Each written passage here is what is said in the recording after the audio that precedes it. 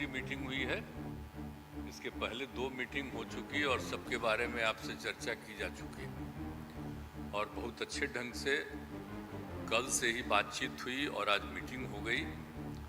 और पहले आपको चीज़ों के बारे में अनाउंस कर दिया गया कि इन सब चीज़ों के बारे में तय हो गया है और अब नियमित रूप से अब जगह जगह जा करके हम लोग अपना प्रचार प्रसार का काम करते रहेंगे। तो ये सब आज तय हो गया, इसलिए इसके बारे में आपको बता दिए और बड़ी खुशी की बात है। और अब आप समझ लीजिए कि जितनी पार्टियां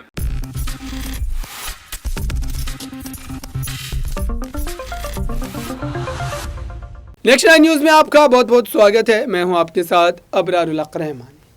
देश में इस वक्त वन नेशन वन इलेक्शन को लेकर चर्चा जोरों पर है। दरअसल इसको लेकर केंद्र की सरकार ने एक बात कही और उसके बाद अब विपक्ष इसका भले ही पुरजोर ढंग से विरोध न कर रहा, लेकिन जो विशेष सत्र बुलाए जाने का ऐलान हुआ 18 सितंबर से, दरअसल उसमें इन तमाम बातों को लेकर चर्चा होगी, क्योंकि इससे पहले भी देश में वन नेशन वन इलेक्शन की थ्योरी जो है अपनाई जा चुकी है और कई बार ये चुनाव हुए हैं।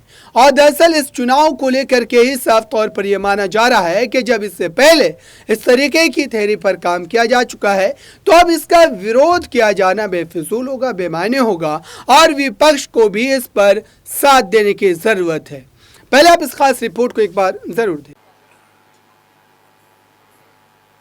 तो आप सब लोगों को मालूम है कि आज तीसरी मीटिंग हुई है। इसके पहले 2 मीटिंग हो चुकी और सबके बारे में आपसे चर्चा की जा चुकी है और बहुत अच्छे ढंग से कल से ही बातचीत हुई और आज मीटिंग हो गई। और पहले आपको चीज़ों के बारे में अनाउंस कर दिया गया कि इन सब चीज़ों के बारे में तय हो गया है और अब नियमित रूप से अब जगह जगह जा करके हम लोग अपना प्रचार प्रसार का काम करते रहेंगे। तो ये सब आज तय हो गया, इसलिए इसके बारे में आपको बता दिए और बड़ी खुशी की बात है। और अब आप समझ लीजिए कि जितनी पार्टियां एकजुट होकर के काम कर रही हैं, तो आप अच्छी तरह जान लीजिए कि अब इसी का नतीजा होगा कि अभी जो केंद्र में हैं अब वो हारेंगे, अब वो जाएंगे, ये पक्का जान लीजिए। और अभी आपको बताया गया कि कैसे मीडिया पर ही कब्जा कर लिया, कोई भी दूसरे की बात कम छपता और ज्यादातर उन्हीं की बात छपते रहती। कितना काम पहले हुआ है, अलग अलग राज्यों ने कितना काम किया है, दूसरे पार्टियों ने, उसका कम छपता है। ये कम करते हैं और ज्यादा छपता रहता है। तभी तो आप लोगों पर कब्जा न है जी, तब तो उपाय है।